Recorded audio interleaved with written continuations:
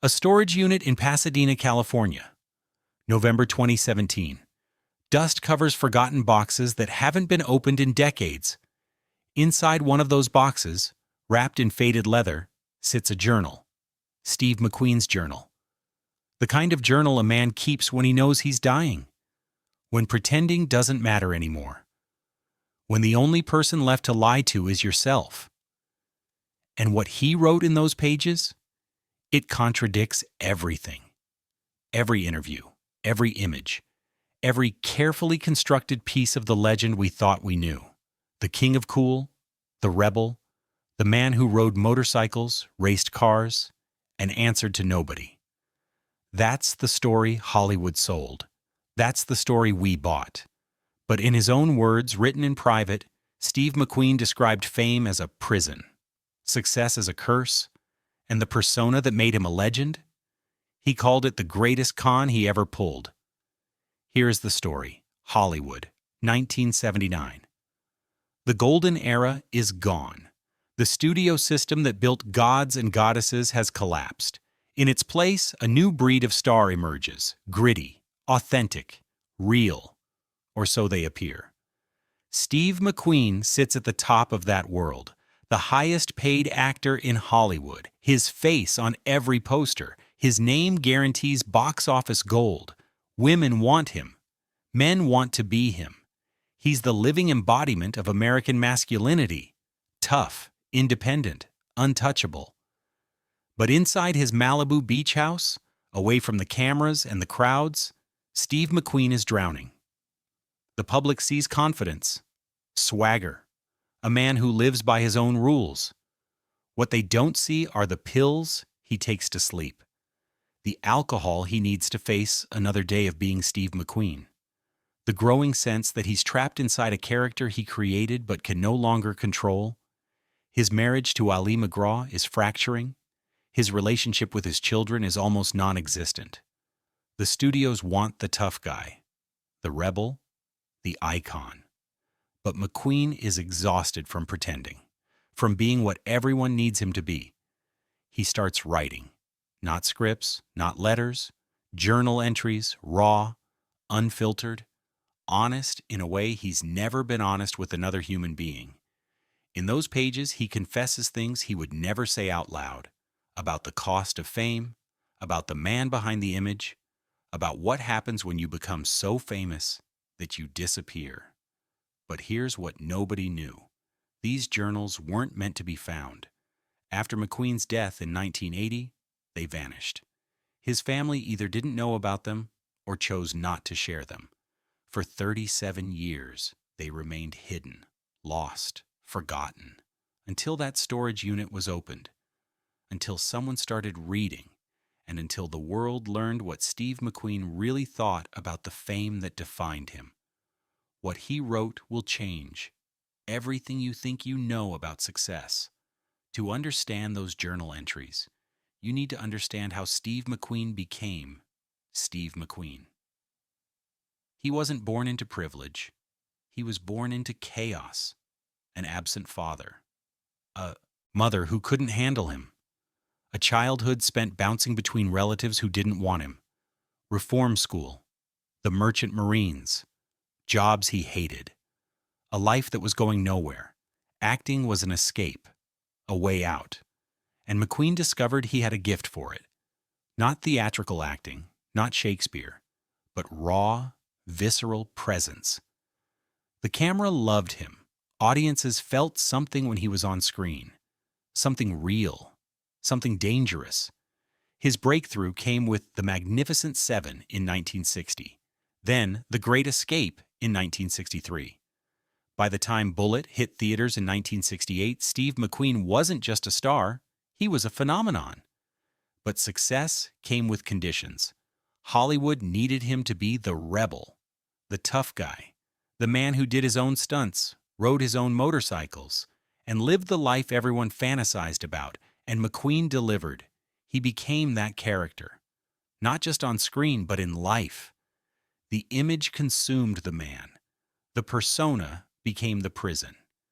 In his journals, he describes the moment he realized what was happening. It was during the filming of The Thomas Crown Affair in 1968.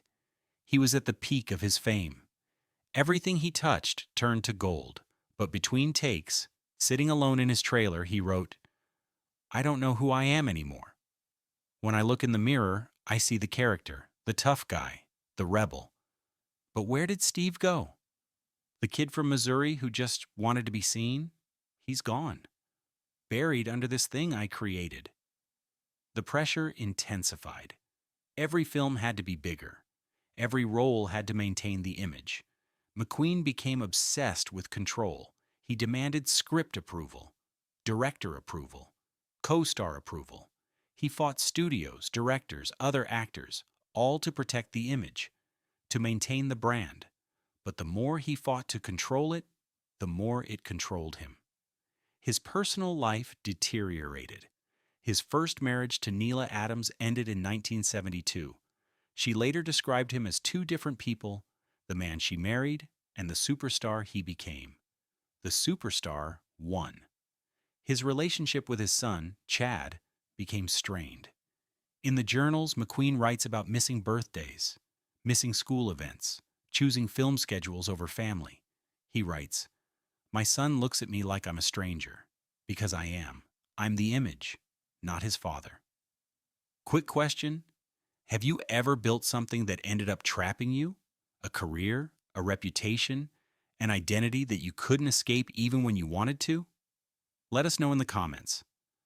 By 1978, McQueen is exhausted. He's made 28 films. He's the biggest star in the world. And he's miserable. He retreats to his ranch in Santa Paula. Fewer films.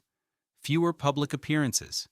He tells journalists he's slowing down, taking it easy, living life on his terms. But in his private journals, the truth is darker. He's not slowing down. He's breaking down. The mask is cracking, and he doesn't know how to exist without it. He writes, "Fame is a drug, and I'm an addict. I hate it, but I can't stop. Because without it, who am I? Nobody. Just another washed-up actor. Just another forgotten face." And then, in 1979, something happens. Something that forces McQueen to confront everything he's been running from. He gets sick. December 1979. Steve McQueen feels a persistent cough, weight loss, fatigue he can't shake, he ignores it. Tough guys don't get sick. Rebels don't see doctors. But Ally McGraw insists. She makes the appointment, drags him to the clinic. The diagnosis comes back like a death sentence: mesothelioma, a rare, aggressive cancer typically caused by asbestos exposure, likely from his time working on ships in the Merchant Marines, or from the racing suits he wore during his years as a semi-professional driver. The doctors are direct. There's no cure. Experimental treatments exist, but the odds are grim. He has months, maybe a year if he's lucky. McQueen is 50 years old. For the first time in decades, the image doesn't matter. The tough guy persona can't fix this. Fame can't save him. Money can't buy his way out. He's just a man, dying, alone with the truth. This is when the journal entries change. Before the diagnosis, they were confessions.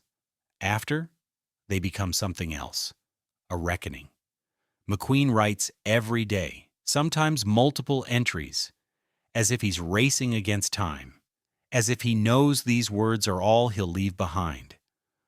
One entry from January 1980 reads, "I spent my entire life building a legend, and now I'm going to die as that legend. Nobody will mourn Steve, the kid from Missouri, the boy who was scared and alone and just wanted someone to love him. They'll mourn the king of cool, the tough guy, the image." He continues, "Fame gave me everything, and it cost me everything. I have money I'll never spend, awards I don't care about, a legacy that means nothing. But my kids barely know me. My wives couldn't live with me. My friends? I don't have friends. I have people who know Steve McQueen, not Steve." But the most devastating entries come when he writes about the cost of maintaining the image. He describes turning down roles that interested him because they didn't fit the brand, avoiding vulnerability in relationships because tough guys don't need anyone, pushing away people who tried to know the real him because the real him wasn't marketable. He writes, "I built a prison out of fame, and I locked myself inside. Every film, every interview, every public appearance, another brick, another bar, until I couldn't find the door anymore." As the cancer progresses, McQueen becomes desperate. He tries conventional treatment, chemotherapy, radiation. Nothing works. So he turns to alternative medicine. He travels to Mexico to visit a clinic that promises miracle cures, coffee enemas, lateral treatments, dietary regimens. The Hollywood establishment mocks him. The press calls him delusional. But McQueen doesn't care anymore. The image is gone. He's just a dying man, grasping for hope. During this time, his journal entries become more philosophical. He writes about regret, about what he would do differently if he had the chance. One entry stands out. "If I could go back, I'd choose anonymity over fame. I'd choose being unknown, being free. I'd choose being a good father over being a great actor. I'd choose real relationships over public adoration. But you don't get to go back. You only move forward. And I'm moving toward the end." He writes about meeting young actors, seeing the hunger in their eyes, the same hunger he once had, and wanting to warn them, to tell them the truth about what fame costs. But he doesn't, because they wouldn't listen. Just like he didn't listen when older actors tried to warn him. In another entry, everyone wants to be famous until they are. Then they spend the rest of their lives trying to find who they were before, but that person is gone. Fame doesn't change you, it erases you and replaces you with what everyone else needs you to be. What would you have done in that moment? Fought harder? Accepted it sooner? Tried to repair relationships? Let us know in the comments. November 1980. Steve McQueen is in Juarez, Mexico. His body is failing. The treatments aren't working. He knows the end is close. His final journal entry is dated November 5th, 2 days before his death. He writes, "I'm not afraid of dying. I'm afraid of being forgotten as me. The world will remember Steve McQueen, the actor, the legend, the king of cool, but nobody will remember Steve, the boy, the man, the person I was before I became the image." He continues, "If anyone ever reads this, know this. Fame is not success. Money is not happiness. The world's love is not a substitute for loving yourself. I had everything, and I had nothing, because I gave away the only thing that mattered, me, the real me." His final words, "Don't make my mistake. Don't trade who you are for who everyone wants you to be, because once you make that trade, you can never get yourself back." 2 days later, on November 7th, 1980, Steve McQueen dies following surgery. He's 50 years old. The world mourns the legend, the rebel, the icon. But nobody mourns Steve, because nobody knew Steve. After McQueen's death, his estate is divided among his children and Ali McGraw. The journals, they disappear. Some believe they were taken by a family member who wanted to protect his legacy. Others think they were simply boxed up with other personal belongings and forgotten.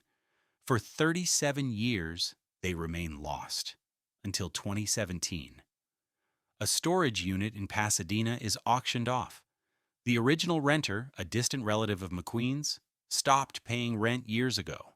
The contents go to the highest bidder. Inside, among old furniture and boxes of photographs, someone finds the journals. 4 leather-bound notebooks, hundreds of pages, all in McQueen's handwriting.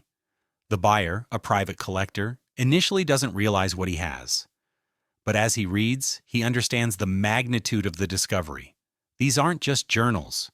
They're a confession, a warning, a raw, honest account of what fame really costs from a man who paid the ultimate price. The collector contacts McQueen's family. They authenticate the journals, and they face a decision: release them to the public or keep them private. The family is divided. Some argue that Steve wanted his image protected, that releasing these intimate, vulnerable confessions would damage his legacy. Others argue that this is exactly what Steve wanted: the truth. Finally, in 2018, excerpts from the journals are published in a biography. The full journals remain with the family, but enough is released to shock the world. Critics and fans are stunned. The man they thought they knew, the rebel who lived life on his own terms, was actually trapped, suffering, desperate to escape the very fame that defined him. Was it all a performance? Was Steve McQueen the greatest role Steve McQueen ever played? Let us know what you think in the comments. Decades later, the truth emerges, and it changes everything. Actors who knew McQueen admit they saw the struggle, the exhaustion, the loneliness. But in Hollywood, you don't talk about those things. You maintain the image.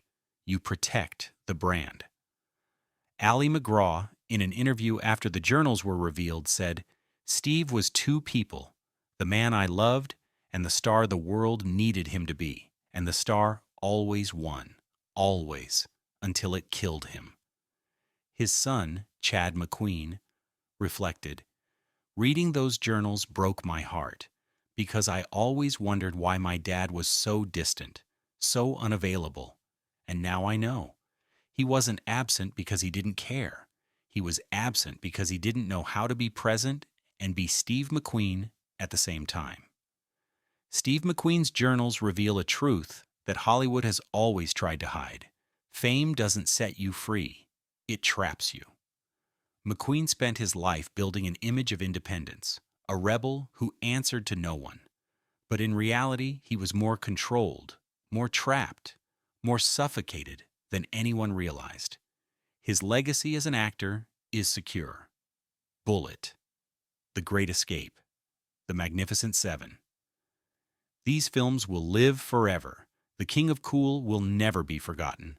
But his real legacy, the one hidden in those journals, is a warning to anyone chasing fame, to anyone who thinks success equals happiness, to anyone who believes that if they just achieve enough, become famous enough, everything will be perfect. Steve McQueen had it all, and he died wishing he'd had none of it. His journals force us to ask uncomfortable questions. What are we sacrificing for success? What are we trading away?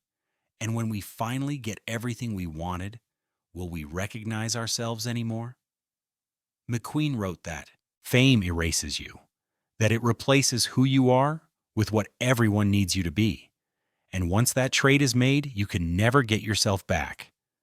He spent his final months trying to reclaim Steve, the boy, the man, the person beneath the image.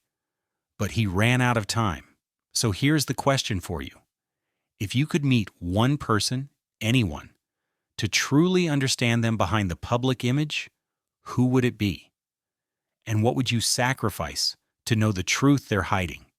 Let us know in the comments.